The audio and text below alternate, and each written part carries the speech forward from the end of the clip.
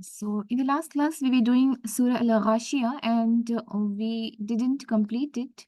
I think we had something which was left in this.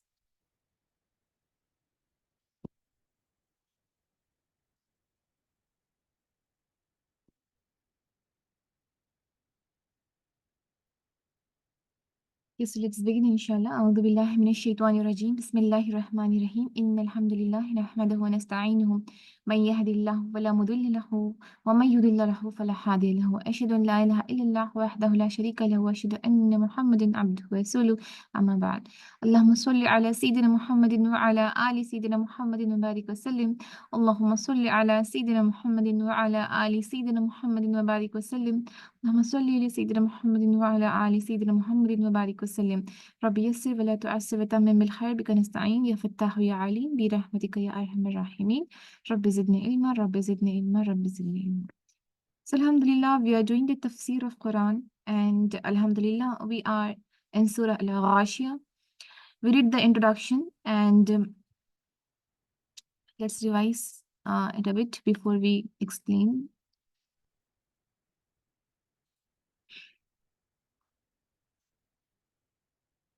So here Allah subhanahu wa ta'ala asks that has the news concerning Al-Ghashia reached you?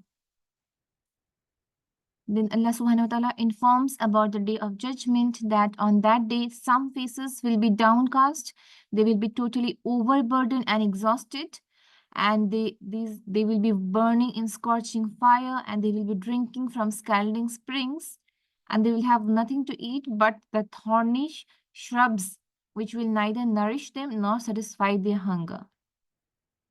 But on the other side, there will be people who will be glowing with bliss, and they will be peaceful, they will be in the elevated garden, no idle talk will be heard there, and they will be running spring, and they'll be sitting in the throne raised high and will have cups set at hand. They will have fine cushions lined up and splendid carpets spread out. So the life of bliss and happiness and provisions and beauty, like we see here, that the cushions will be lined up, they'll be sitting on the thrones, and they will have beautiful scenes, like you have running spring and beautiful garden. And what they will do, they will enjoy in Jannah.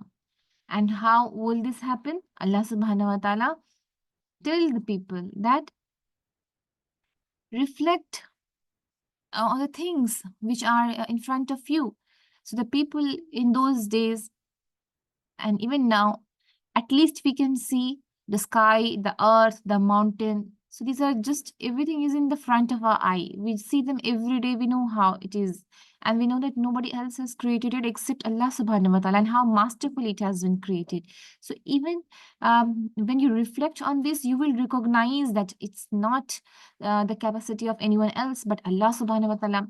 And you get all the bounties which is mentioned here only when you worship Allah subhanahu wa ta'ala, when you obey Allah subhanahu wa ta'ala. So subhanallah, Allah subhanahu wa ta'ala has prepared so much blessings and so much bounties for the people in Jannah, and he has informed the people that you have these things in Jannah, all you have to do is to believe that. And when I send tests and tribulations, or when I tell you to obey something, you have to do that. You have to obey the command, and you have to do sabr, and you have to worship only Allah subhanahu wa ta'ala. And if you are able to do that, you will get Jannah. On the other hand, if you do not, and if you continue on doing shirk, even though you recognize that nobody else has created the earth, the mountains, and the sky, but still what you do, you make partners to Allah subhanahu wa ta'ala. How can be there any partner to Allah subhanahu wa ta'ala? Allah subhanahu wa ta'ala is supreme. His powers are like, no one can even imagine his power, but people do that. People make son of a god, they call the daughters of God. So these are shirk, and they should stop doing that. And Allah subhanahu wa ta'ala reminds, Allah subhanahu wa ta'ala tell Rasulullah sallallahu alaihi wasallam that continue to remind them, O Prophet, and your duty is only to remind and not compel them to believe. So even after having so many signs in front of them, they're not believing, then leave it to them. Your duty is to remind And if they turn away from guidance when it has come to them, they will have a major punishment, and surely to Allah subhanahu wa ta'ala is revenge. So here another emphasis is there that um, everything has been said, and you know what is going to happen, and you see the people dying. So there's no, also everybody sees that people, that babies are born and people die. So this is a reality, that death is reality, they see with their eyes, and they have it written in the kitab that after death you will be judged on what you did, if you believed in Allah or you didn't believe in Allah. So surely to Allah is the return, and surely to Allah is the reckoning. So all you have to do is you have to believe, and you have to become a Muslim, and you have to worship. And this is all. And if when you do that, you'll get Jannah. But if you continue to in disobedience, and you make partners with small things, like some people say sun is God, some people say moon is God, how can they be God? So these are shirk, and if someone is doing that, they should stop doing that. Allah subhanahu wa ta'ala is a mighty, Allah subhanahu wa ta'ala is a supreme, Allah subhanahu wa ta'ala has all the powers, and people should not do shirk of any kind, and they should worship only Allah subhanahu wa ta'ala. If someone is able to do that, then they have all these provisions which are mentioned here. Allah subhanahu wa ta'ala informs them that either your face will be glowing with bliss, or that will be turned in humiliation, and it will be looking down, overburdened, and exhausted. So the choice is for the people. If they believe, they will get Jannah, and if they continue in their disobedience, then Allah subhanahu wa ta'ala will surely punish them. So Al-Ghashia, here we talked that Al-Ghashia is the overwhelming event. Yawmaidin has come many times here. Yawmaidin is on that day. Ta'am is food. Wujuh is faces. Radiyah is pleasing. Elevated is Aliyah. Spring is Ain. Running is Jariya. So these are some of the words which do come in Quran many times. I have just mentioned it here so that you can make a note of when you can learn. So and this was the gist of Surah Al-Ghashiyah, and how Allah subhanahu wa ta'ala informs the people that surely you will be divided into two groups. One will be happy and they will have a shining face, and the other will be they will be having a gloomy face, and their eyes will be down, they will be humiliated, and as you see here, they will be overburdened. And not only that, when they enter the Jahannam, they will burn in scorching fire, and they will drink from the scalded, that the water will burn their throat. And the purpose of food which we eat is either it is to nourish us or to satisfy the hunger, but the food that they will eat, that will neither nourish them nor satisfy their hunger.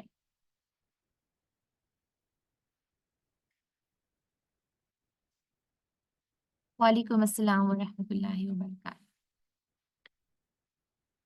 So again, let's look at the words hal ataka. Hal ataka means ata yati is to come. Hal is a question, has. Okay. Hal ataka, ka is you, has come to you. Hadithul Ghashia, the narration of the overwhelming event. And what is al Ghashia? So it refers to the overwhelming event. It refers to the day of judgment. And on that day, wujuh is faces. Yawma idin, that day, on that day, faces. Khashi'ah, khashi'ah is humiliated. Amilatun nasiba, laboring and weary. Tasla naran hamia, and they will enter the nar, the fire. Hamia, hamia means hot, and they will enter the hot fire. Tusqa, saqa, sin, qaf, and ya. Saqa, tusqa, it means drink. And they will drink min ainin. Ain is spring, so they will drink from the spring. Aniya, boiling spring. So they will not even be given cool water to drink. The water that they will get to drink will be boiling, and it will burn their throat. Laysa lahum, and they will be not for them. Ta'am, ta'am means food. Illa min dari, and there will be no food except the thorny plant. La is again for no or neither. Yusminu, it means it will not nourish. Wala, la is no, not, okay. And la yughni, and it will not avail, mean ju. Ju is hunger. So the food and water that they will drink and eat, that will neither nourish them and nor it will help them with their hunger. So even after eating all and drinking the thorny plants and the boiling water, they'll still remain hungry and thirsty. So after talking about the uh, people of Jahannam, again Allah subhanahu wa ta'ala talks about the people of Jannah. And this is the mercy of Allah subhanahu wa ta'ala. So when we read about the verses which comes for the people of Jahannam, and we hear the verses which talks about Jahannam, this is sort of fear which comes in our heart. And so Allah subhanahu wa ta'ala comforts the heart of the believer by bringing the ayah of the people of Jannah and how the people of Jannah will be in bliss. So this is a great mercy of Allah subhanahu wa ta'ala. So Allah subhanahu wa ta'ala says regarding the people of Jannah that wujuh again faces, wajh, wow, jim, ha, wajh is face, wujuh is a plural and it means faces. Faces, yawma idhin, that day, na'ima, that will be joyful. So on that day, faces will be joyful, lisa'yiha, will their endeavor, radiya, and they will be glad with their endeavor. So again here there's a great lesson that we have to work here in this dunya. We have to endeavor, we have to work for the Jannah. So on that day the faces will be joyful and they will be glad with the endeavor, that whatever they did, so they will be happy that we read salah, we obeyed Allah subhanahu wa ta'ala, we paid zakat, we did what we were commanded. So they will be glad on that day with the endeavor, fi jannatin aliya, and they will be in Jannah that will be lofty, beautiful Jannah. La tasma'u fiha laghiya. And again here la is for not. Tasma'u, seen, meme and asama is hearing. Tasma'u, and they will not hear. Fiha, in it. Laghiya.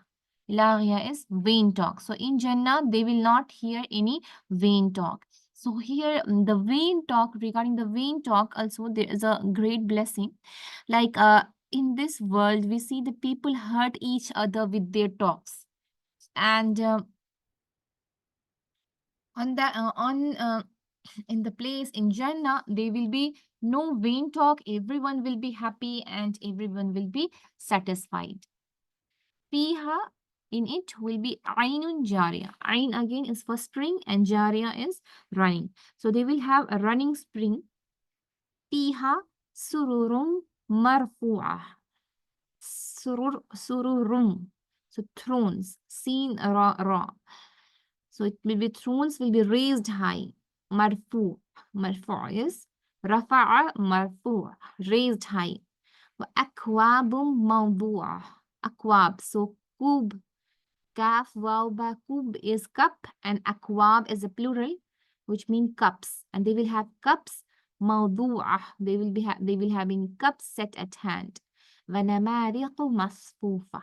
Namariq is cushions and cushions will be set in rows. So this is to display the beauty of Jannah. They will have, like in here we can just imagine having beautiful houses. So here one of the thing which people have in dunya also, for which people work, is that they want to have good houses, they want to have beautiful house, and they want to live very satisfied and happy life with people serving them. So here Allah subhanahu wa ta'ala is telling that in Jannah, so we see that the essence of the Jannah, like how beautiful Jannah. And here we see, if we connect these verses with our present life, so what people want in this dunya. So in this dunya, people want that nobody talks bad about them. They should be no laghu things. People talk nice and happy things. Nobody wants to hear the confusing and the lamenting things. People are talking bad, vain talks about each other. Nobody wants to hear things, bad talks and things about them, that she has done that, she has done this, and that happens in dunya. So the reward. So people, here there are many lessons if we reflect here. So here in this dunya, if someone is having a scenario where there are people who are abusing them day and night with the words, they're telling that she is not good, she has not done that, and there are people who are like their mental tension because of the talks of the people. So there's a glad tiding for them that in Jannah there will be no vain talks, and they will have a spring running. So spring running also symbolize the beauty and having everything. And like here also in dunya, if you think of how much people spend on going on vacations in beautiful places, and some people have this problem that they're not going anywhere, they're just at home and they're not doing anything. So here also, if they connect with these verses, they'll have that, they will have spring running, they will have beautiful jannah, and they will have everything, and that will be forever. So every time they would be able to see that. فيها سرر مرفوعة. And not only that, they will be sitting on thrones raised high. So this is like a very big izzat. So someone is sitting in a raised throne. So that signifies how respected position the person will have. So another thing people work in this dunya, people work for, is that everyone wants respect and they want to feel very special. So there in Jannah, people will be made to feel special. وَأَكْوَابٌ مَوْضُوعَةٌ, and they will have cups set at hand. So whatever they want to eat and drink, they will have everything available for them. وَنَمَارِقُ مَصْفُوفًا, and how you will see that cushions will be set in rows. Here again, most of the people work hard. They work hard to set up good homes, and they work hard to interior decoration of their homes, and they want beautiful homes and everything. And if they don't have, they get sad and worried. So that's all the thing of this dunya. In akhirah, so there's a comfort for those people as well. So here, if you don't have, it's fine. In this dunya is for some time. So here, even if you don't have a wonderful house or having a very good ambience, everything you wanted, so you will have that in Jannah. So you'll have cushions set in rows and rich carpets spread out. وَذَرَابِيُّ مَبْثُوثًا, the rich carpets will be spread out.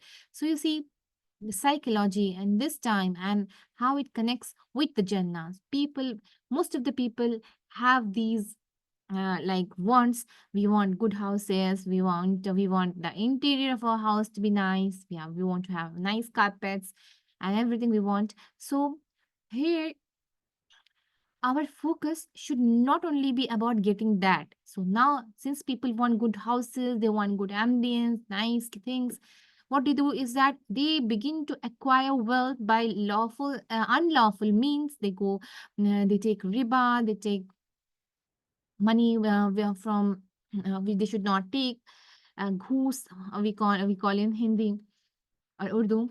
So they do wrongful things to get all that. And what is the like what people do? People do with the wealth is that they beautify their homes, and then they want to have a respect, want to sit in the high chairs, and then enjoy. So this is not a thing of this dunya. This is a love. If someone wants to work for it, then inshallah they have to work for.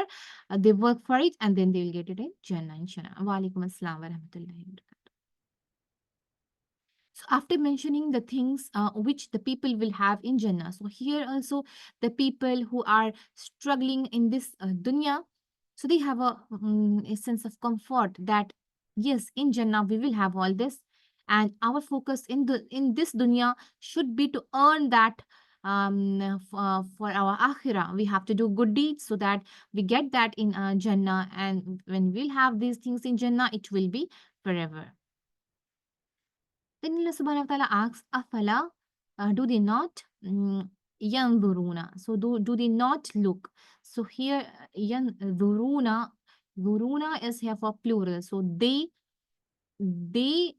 look, and la is not. So do they not look? Ilal ibli. Ibl is camel. So Allah subhanahu wa ta'ala then asks them to ponder. So even if some people are there who are having doubts, and for them, Allah subhanahu wa ta'ala tell them that do they not look at the camels? Kaifa khuliqat? How are these camels created? So camels are very beautifully created. Camels are the animals of desert, and they have humps in which they store water, and they can survive in the desert for longer periods. They have the special feet with which they water on the sand. The other animals are not given these. So Allah subhanahu wa ta'ala has made camels for the people of the desert so that they can derive benefit from the camels. They use the camel for their food, they use the camel for their transport, and these are the animals which can survive in desert area without drinking lots of water, without having the desire with lots of, they can survive without water for long periods.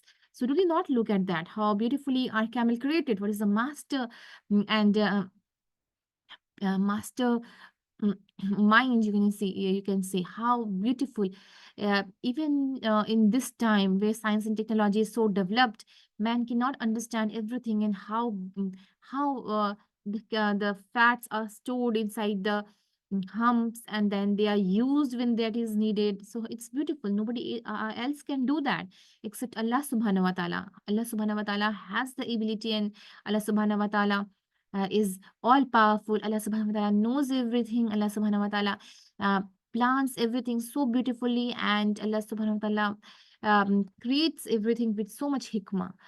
So do they not look at these camels, how they are created? Wa ila sama, and at the heaven, kayfa rufi'at, how it is raised. So even for if they look at the sky, so just a person who is sitting outside, when he raises his hand and he looks at the sky, so if there are people who ask for signs, that show me the sign that there is God, so we can tell them that see the signs of God. When you look up and you see the sky, that's the sign of God. That's the signs of existence of God. How is this sky not falling on upon us? How the sky are held high, and the heaven, how it is raised, how the sky is raised. And we, when we go into science and when we study how there are different level of atmosphere and stratosphere, mesosphere, exosphere, ozone, so the one will be left to wonder how beautiful, and how could it all happen without someone executing the plan, without a plan, and without everything in tune. So this is not the this is not the work of anything or anyone except Allah subhanahu wa ta'ala. And we see how sun and moon and all the planets are revolving and revolving. So we see that they cannot do that until they are commanded by Allah subhanahu wa ta'ala. Things just do not happen by themselves. There's someone who is controlling everything, and that's Allah subhanahu wa ta'ala. So when even they look at the sky and they look at the stars, now they know that the stars are big sun and they are far away. So how Allah subhanahu wa ta'ala has made comforting for us. So just imagine if there would have been many sun, and we could not even have survived. So the temperature is absolutely perfect. We have summer, we have winter, we have star, we have moon, we have sun. So nobody else can do that, and they just can't happen to exist by themselves without any purpose, without someone doing, making them do that, and someone creating them that so perfectly and in such a precise manner that we have a day of 24 hours. So if someone looks at the sky, they will believe that Allah exists. So they, when someone asks for the existence of God, we tell them to look at the sky and at the earth. How, who can make them that in such perfection? Wa ilal jibali kayfa nusibat. And you see the mountains, how they are fixed firm.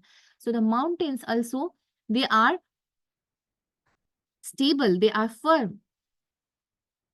And just imagine if there would be many, like when you go to a hill station and you see that there is landslide or the rocks are falling. So had it not been firm, how everything could have been destroyed.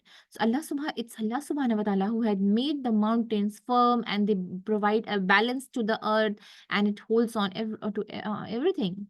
وَإِلَى الْأَرْضِ كَيْفَ سُطِحَتْ, and how the earth is outspread, and it is made a place where we can live, and we can search for our provision, and we can enjoy all the earth. So it's a mercy of Allah subhanahu wa ta'ala that He has made the things which we can enjoy. Otherwise, we are just created to worship. It's Allah subhanahu wa ta'ala has said that we have not created man except that he worship me. So we are just created for the purpose that we worship Allah subhanahu wa ta'ala. And it is the blessing of Allah subhanahu wa ta'ala that he has given so many blessings for us. So that's good scene, beautiful scenes for us to enjoy, and all the things which we are enjoying. But what we person are doing, we people are doing, we are just enjoying and we are forgetting our main purpose. The main purpose is to worship Allah subhanahu wa ta'ala. So Allah subhanahu wa ta'ala tells Rasulullah sallallahu alaihi wasallam that fadhakkar, so remind, innama anta mudhakkir, and you are only the one who reminds. So do not get sad if the people do not believe. So your work is to convey my message, your work is to convey my commands, and it is not any sin on you, or it's not upon you. I'll not hold into account if they believe or they don't believe. You are not over them a dictator. You're like your purpose is just to remind them, and now it's upon them that they listen to the advice or they do not listen to the advice. If they listen to the advice and come to Islam, they will be successful and they'll get Jannah. And if they do not listen to the advice and continue in the wrongful ways, then it is Jahannam which is prepared for them. Illa man tawalla, except one who turns away, wa kafara, and he disbelieves. So there are people, even after knowing that these things are not made by anyone but Allah, still they turn away and they disbelieve in Allah subhanahu wa ta'ala. A'udhu billah. So what will happen to them? فَيُعَذِّبُهُ اللَّهُ الْعَذَابَ الْأَكْبَرِ. So Allah subhanahu wa ta'ala will punish them with great punishment.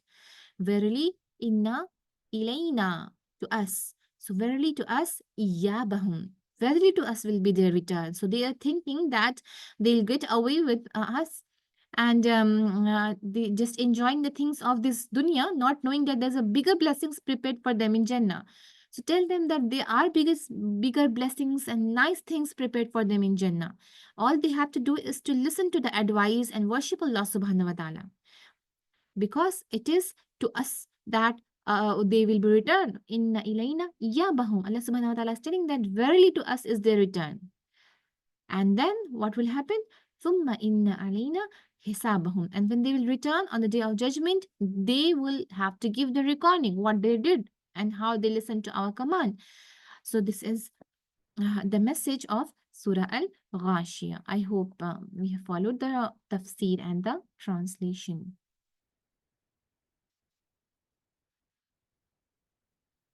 Just a minute, I'll upload the next surah, inshallah. Is there any question in this surah?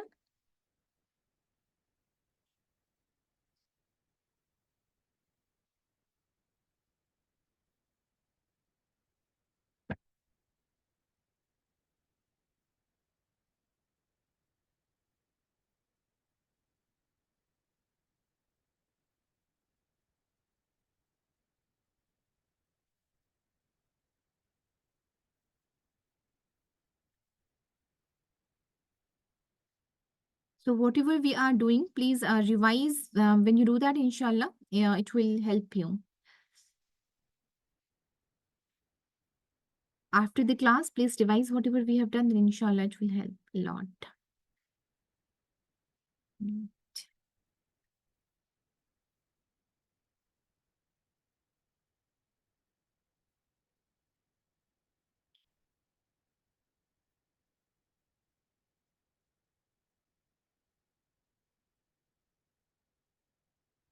So now we'll start Surah Al-Fajr, inshallah.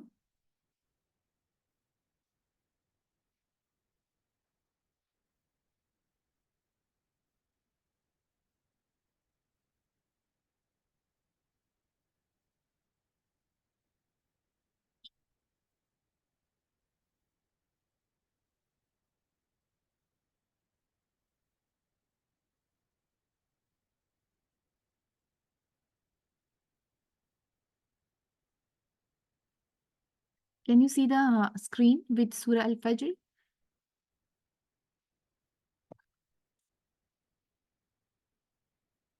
Okay, alhamdulillah.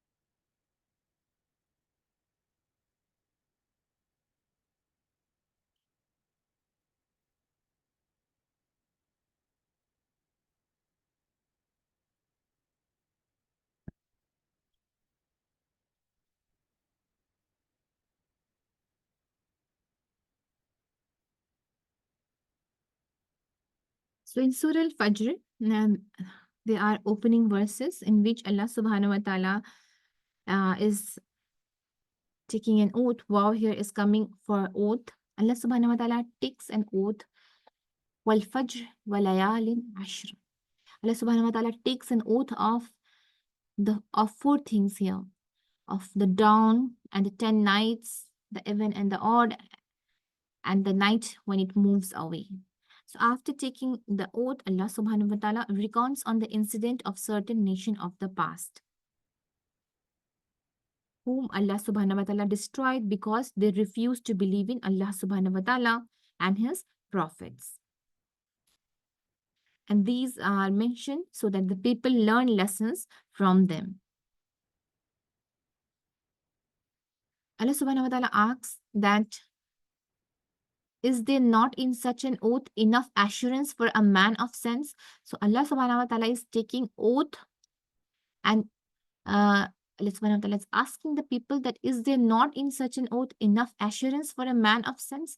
So these are also proof that it's Allah subhanahu wa ta'ala who has created all this, and Allah subhanahu wa ta'ala is our God, and to him we will return. So is there not in such oath enough assurance for a man of sense? And Allah subhanahu wa ta'ala mentions the stories. Have you not seen how your Lord dealt with the people of Ad, of Iram, the men of tall pillars, the like of whom were never created in the lands? So Allah subhanahu wa ta'ala asks the people that, have you not seen how your Lord has dealt with the people of Ad? So these are the stories, like we know history. Like if we are from India and we ask about the history of India, we go around the places and we see like, okay, this is the place where this had happened. Similarly in Arab, when we go around the places, we see the places where these people lived and how they were destroyed. So when I went to the valley in which the uh, the people of Shuaib al-Islam lived, and how they carved out mountains, like the people of Thamud, and how he dealt with the people of Thamud who have carved out rocks in the valley of Qura. So I went there and I saw that place, and it is like very big mountains, and they have carved out mountains like very skillful people, and they refused to believe in Allah subhanahu wa ta'ala. It was the people, to them Shuaib al-Islam was sent, and the whole nation was uh, given punishment by Allah subhanahu wa ta'ala. So these are the places where the Arabs, they usually passed by these places, and when they pass by these places and they see the beauty of these places, like uh, and when you go and see there, like how they beautifully they made it, so they became arrogant in that. So they were given the skills of carving out the mountains and making nice things. But what happened is that they became very boastful, and they thought that we are superior, and they refused to worship Allah subhanahu wa ta'ala. And because of their arrogance and their refusal, Allah subhanahu wa ta'ala punished them. So these are the people, these are things which we can see, even now we can see.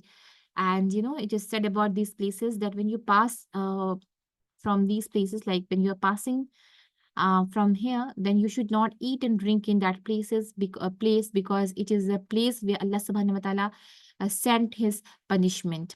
And when you go in places like this, there's no inhabitant, like nobody's living there. It's just a place, and nobody lives there. It's not good for living. And it is said that when you go around that place, don't eat and drink, just go away from there and remember Allah subhanahu wa ta'ala, and just go there for the sake of ibrat, that this is the place where Allah subhanahu wa ta'ala sent punishment, and this is the sign of Allah subhanahu wa ta'ala, which Allah subhanahu wa ta'ala has talked in Quran. But sadly, what's happening is that they're making these places a place of tourism. People are going there and making pictures, they're moving, shooting. It's strange, right? They're going there and they're shooting films and movies, and they are going there to have the camera, Instagram, and TikTok things. So these things should not be done, and these are mentioned as ibrat. Allah subhanahu wa ta'ala has taken oath, and Allah subhanahu wa ta'ala has mentioned about these people Like one should have a sense of fear that because of their disobedience they were destroyed, the other people were destroyed. And now the people, we people, are we very obedient? Are we doing all what Allah subhanahu wa ta'ala has told us to do? No, we're not doing that. Allah subhanahu wa ta'ala, they were punished. And for us, the punishment is held. And when we continue in our disobedience and we do not worship Allah subhanahu wa ta'ala the way we should do, and we continue to do wrongful things, then we will also be held into account. And on day of judgment, Allah subhanahu wa ta'ala will take an account, and there will be hisab, what we used to do. So it's not like that we if we are not punished, then we are left. Everyone has to give the account of whatever they have done. And our we should take lessons from these people, that Allah subhanahu wa ta'ala destroyed this nation. So it is a sign for us. So after talking the people of Ad and Thamud, Allah subhanahu wa ta'ala mentions the people of Fir'aun, and with Fir'aun, the man of the stakes, those who had rebelled in their cities and spread a lot of mischief therein. So your Lord let loose on them the whip of torment. So they were punished because of the mischief, and they had spread corruption and mischief on the earth. Allah subhanahu wa ta'ala let loose on them a whip of torment. Surely your Lord is ever on the watch. And this is a very powerful ayah. Inna rabbaka labil mirsad. That surely your Lord is ever on the watch. So every time one has to have that in mind, that my Allah is watching. Is this action good, or is this action something which would which will please Allah subhanahu wa ta'ala, or is this something by which Allah subhanahu wa ta'ala may be unhappy with me? So one has to always think about that whenever one does any action. So Allah subhanahu wa ta'ala is surely watching us.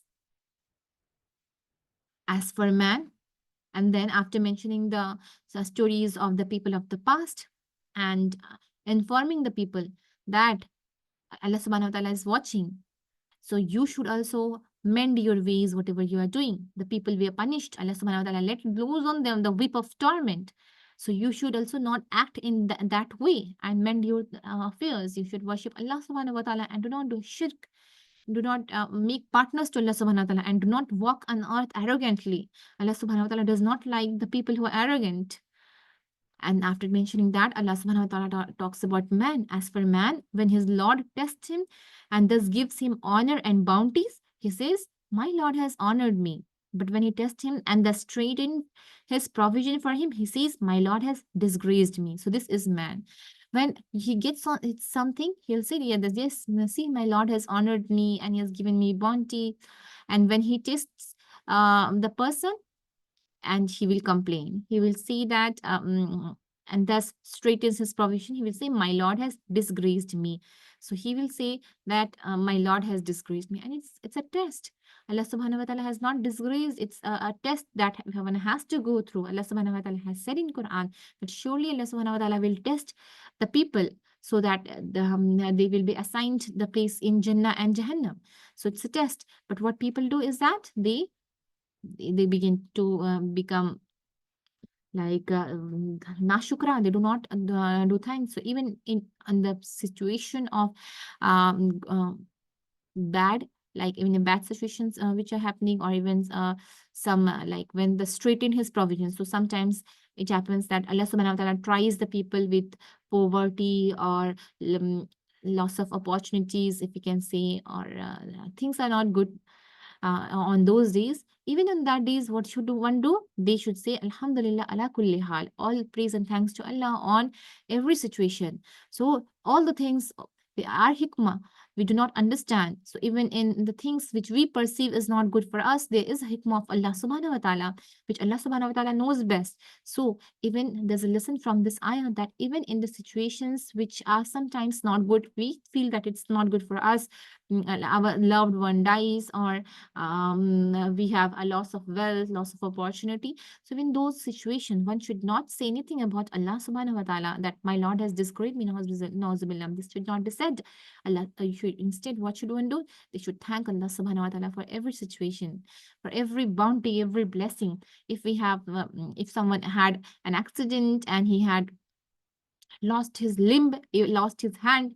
Even in that situation, what one should say is not that, okay, and should not complain that why my Allah did this to me, but it should say that, Alhamdulillah, I'm alive. It could happen, a more dangerous accident could have happened and that person could have lost the life. But Alhamdulillah, Allah subhanahu wa ta'ala has blessed me, and Allah subhanahu wa ta'ala has, and a big tragedy was avoided. So in all the circumstances, we do not know the hikmah of what is the blessing, what is the khair inside it. It's Allah subhanahu wa ta'ala knows this. Sometimes calamities comes in our life and that has a hidden blessing. We do not understand.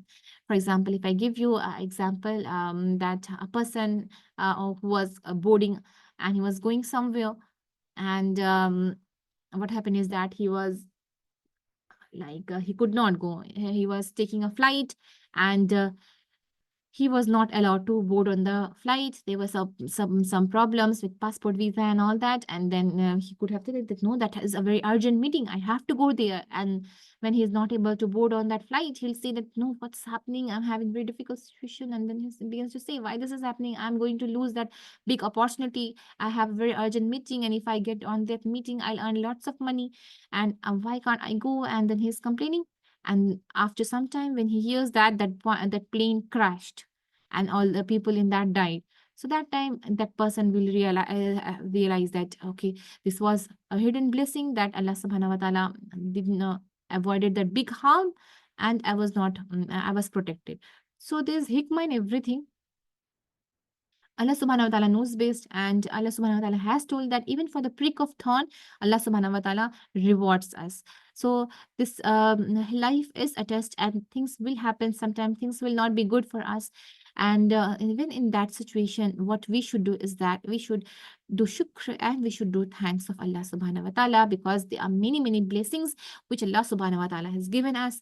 And even the eyes with which we see, the hands with which we hold things, the feet with which we walk is an immense blessing. The health which we have, many persons do not even have health, good health. So for everything, every blessing, we should be thankful to Allah subhanahu wa ta'ala, and we should not say things like this. So Allah subhanahu wa ta'ala has mentioned that as for man, when his lords test him and gives him honor and bounties, he will say that my Lord has honored me. But when he tests him and straightened his provision for him, he'll say, man has disgraced me. So a very big lesson from here is that one should not say things like this. Instead, one should do thanks and shukr and glorify Allah subhanahu wa ta'ala in all circumstances. In ayah number 17, Allah subhanahu wa ta'ala says, no, but you do not honor the orphan. And what man do is that? Man do not honor the orphan, and do not encourage one another to feed the needy. And you devour the inheritance with a sweeping gulp, and the love for wealth and excessive love. So here, four things, 1, 2, 3, 4, 5 qualities of men are mentioned, which is very bad, and one should try to improve himself in these things. Like, one is that the complaining nature. When Allah subhanahu wa ta'ala straightened his provision, he will say that my Lord has disgraced me. So that should not be done. One should be thankful to Allah subhanahu wa ta'ala. One should glorify Allah subhanahu wa ta'ala. And one should do hamd of Allah subhanahu wa ta'ala on all circumstances. The second thing is that really regarding the orphan. So when we are in charge of the orphan, we should be very careful, because in many places it has come regarding the orphan and how they should be dealt. So if we have orphans in our home, we should honor them, and even honor them above our children, and then look after them and take care of them, because they create virtues and merit of taking care of an orphan. So the quality or the bad quality of man which is discussed is that you do not honor the orphan. The third thing which man do is they do not encourage one another to feed the needy. So this is also a malice. It's also a bad thing in people, that and you do that they do not encourage one another to feed the needy. So then what will happen? Don't do that. There are people who say that. So if you take an advice that I'm thinking to give some wealth to those people, they look poor, and they'll say that no, they're not poor. They're having all this thing. So this should also not be done. When someone is thinking of giving some wealth to the poor, which they think and they have made a mind to give, don't stop anyone from giving. This is also a lesson. Many people do this, and they do not know. And when we know these things, we should learn about these, and we should like remember them. That if someone says that I'm thinking of giving some wealth to them, they are so poor, don't say anything. It's not you who are giving, they are giving, let them give.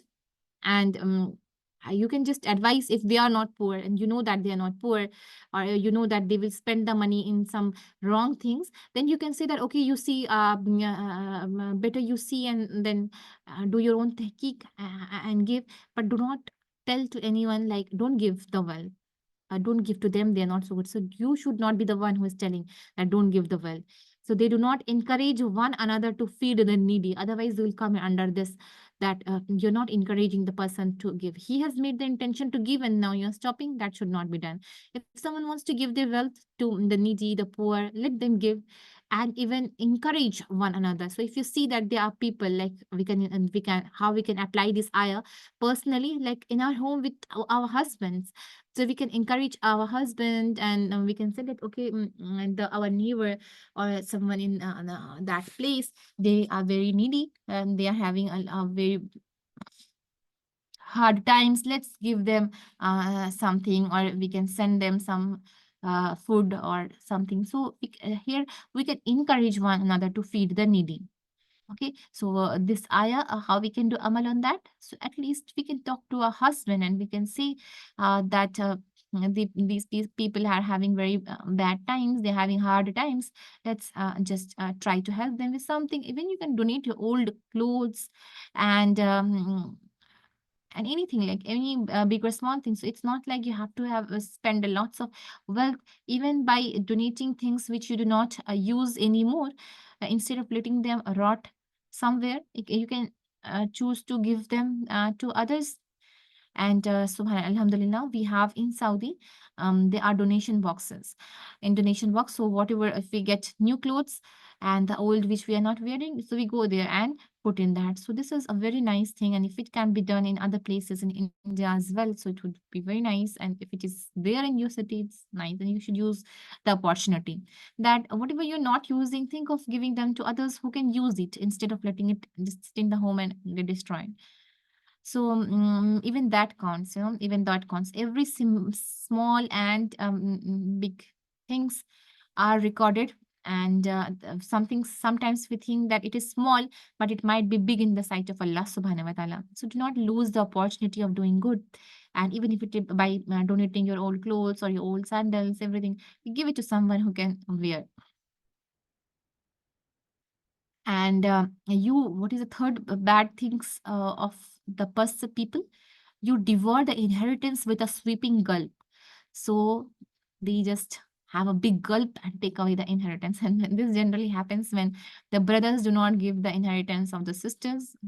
Lots of problem in our society. The brothers not giving the inheritance of the sisters. Other thing is that there are people like suppose the inheritance, and yes, so it is called mirath. Ilmul mirath is nisful ilm. Ilmul mirath, that the knowledge of inheritance is half of ilm. And you know why? Because inheritance law is determined by Allah subhanahu wa ta'ala, and it has to be followed. How Allah subhanahu wa ta'ala has told the wealth to be distributed. Like if there is, if a person has 3 daughters, suppose, no son. So the daughters will get 2/3, and the rest will go to the other highest. They will not get the full thing, and they'll not be divided into half equally among them. And the other thing is that the wives also have a share. It's not like everything is going to the wife, as we have it now in our secular society in India, suppose. So we have like whatever is husband, you're the nominee, goes to the wife. So actually, it's not like that. So if thing is that a wife gets a certain portion. So if someone someone has, we have to take care of that. So how do we like balance it? Yes, in present times when we we are also contributing to the wealth of husbands. So there are people, there are women asking that if our husband has wealth, we are also contributing to that wealth by spending it wisely and not using that. So we should also get more. So it's said that you can have a joint account in which you also have that. So if it is like that, so your property and his property, it's like balance. But actually, what the share is, the person gets share, that share only. So that's inheritance, and inheritance law is also, there's a kitab, and about the inheritance law, it is said that this is half of ilm. People do not know, and people who know, they do not follow. So things like this are happening, and has to be careful about that as well.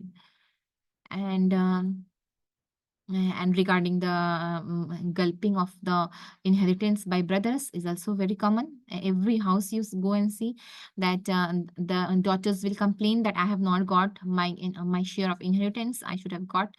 So this is what happening. They are selling land. Some there is some there are some old land and they sell. So the brothers distribute and they do not give anything to the sisters. So here also it comes to sweeping gulp, taking everything, like I will only take that. So devouring the inheritance with a sweeping gulp. So this is another bad quality of man, which is mentioned in Quran. And if someone does that, they should learn the laws of inheritance, how things should be distributed, how inheritance, how is this property. So you can consult a scholar and you can ask them that if I have this wealth, or my parents had this wealth, if someone had to distribute, how will that be distributed? For in Muslim countries where this law is determined and they know that it's easy for them and not very difficult, but especially if you're living in places like India and other way, there's this different law which is being followed. And in that times, and when wealth comes to one person, it becomes very difficult to divide. They say that okay, this is all mine and I'm not going to give to anyone.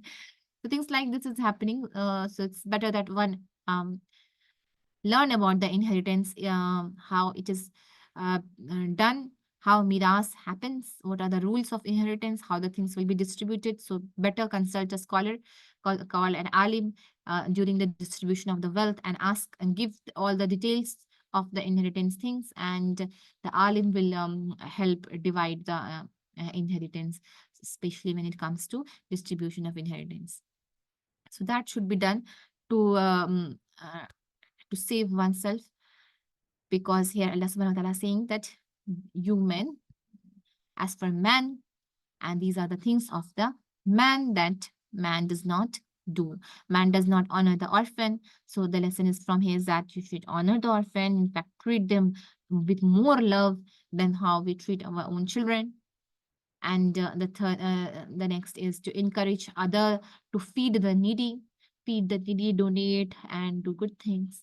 And you devour the inheritance with a sweeping gun. So another bad quality of man is that man devour the inheritance with a sweeping gun. They think only about themselves, and they are people who do not even consider that they are eating the property of others as bad things. So the brothers not giving inheritance to sisters, and they say that okay, I'll handle that.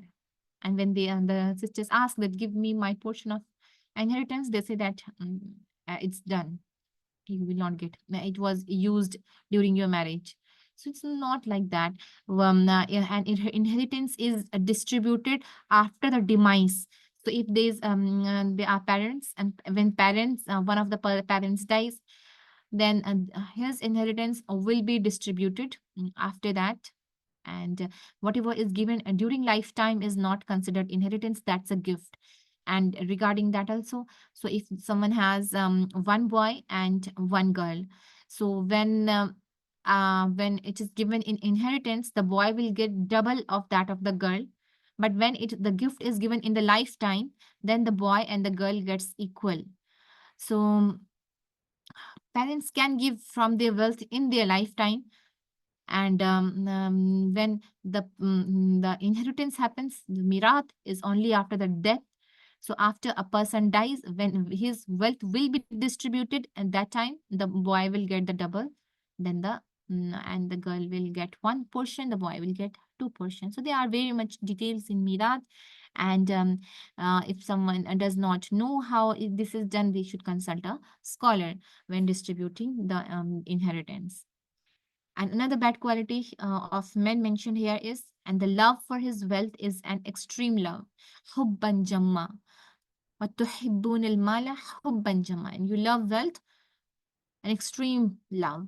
And what does the extreme love here means is that he is so much into wealth that even when reading Salah, one is doing accounts of how much profit he has got, how much loss he has done. One is making plans of how he should earn more money. Some are not even reading Salah in time. And when someone asks them for something, then they do not give them. They do not help the poor. They do not give. They do not part away from their wealth. Do not even give something, small things that they deny, as we read in Surah Al-Ma'un, even for salt and sugar, if someone asks and they say that, no, I can't give. So these are the people, they have hubban jamma, they have excessive love for wealth. So this is also a very bad quality. And you should love wealth. So I was taking a tafsir class and for the kids. So one of this child, and he asked that ma'am, can we have 50% of wealth for us and 50% for Allah subhanahu wa ta'ala? So subhanallah, kids, so I told to them that yes, you can love wealth, but that wealth, you can have wealth. Everybody wants to have money. You can earn money, and there were very many wealthy sahabis. But the thing is that when you have wealth, that you should be acquiring it with lawful means, halal means, and you should not be not reading salah in time, and you should not be neglecting the commands of Allah subhanahu wa ta'ala when you are earning wealth.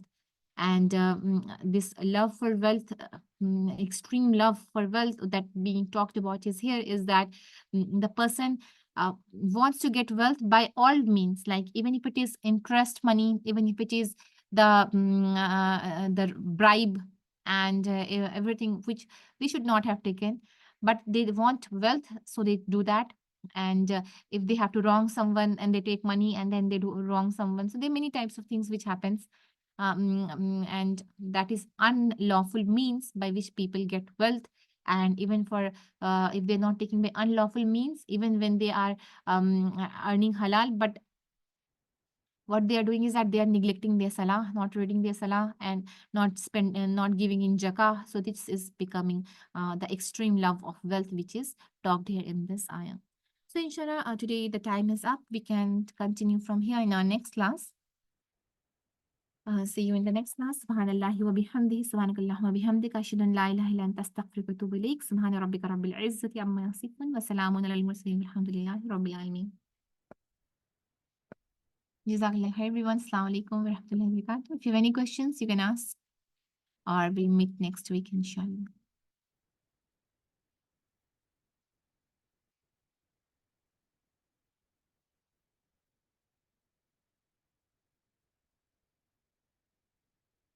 I hope you all are following. Are you following?